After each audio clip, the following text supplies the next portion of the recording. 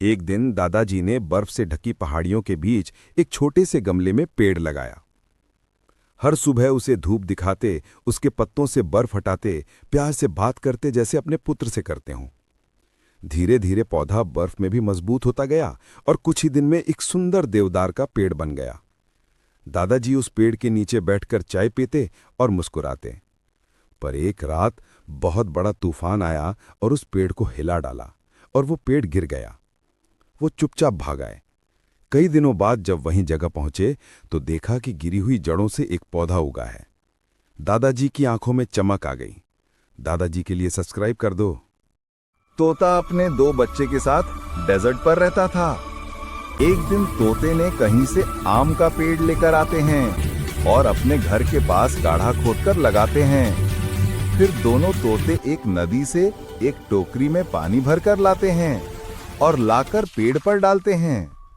कुछ ही दिनों में वो हरा भरा पौधा आम का पेड़ बन जाता है और उस पर बहुत सारे आम लग जाते हैं। तोता और उसका बच्चा मिलकर खुशी से आम खाते हैं। तोता की इस मेहनत के लिए सब्सक्राइब कर दो। ये तोता और उसका बच्चा रात होते ही चोरी के लिए निकल जाते हैं।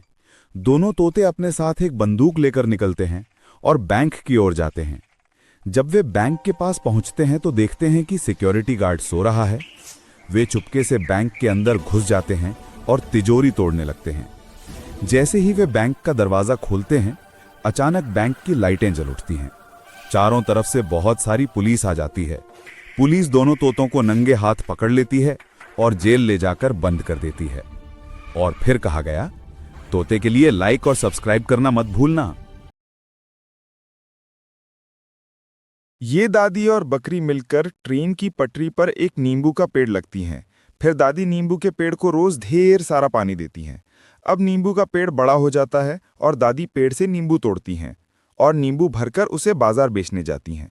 ये नींबू के पेड़ की बकरी रखवाली करती है। तभी अचानक से उसी पटरी पर ट्रेन आ जाती है। बकरी ट्रेन को रोकने की बहुत कोशिश करती है, लेकिन ट्रेन नींबू के पेड़ से टकरा जाती है। नींबू का पेड़ टूटकर नष्ट हो जाता है। लेकिन कुछ समय बाद उसी टूटे हुए नींबू के पेड़ से एक छोटा सा नींबू का पेड़ उगने लगता है।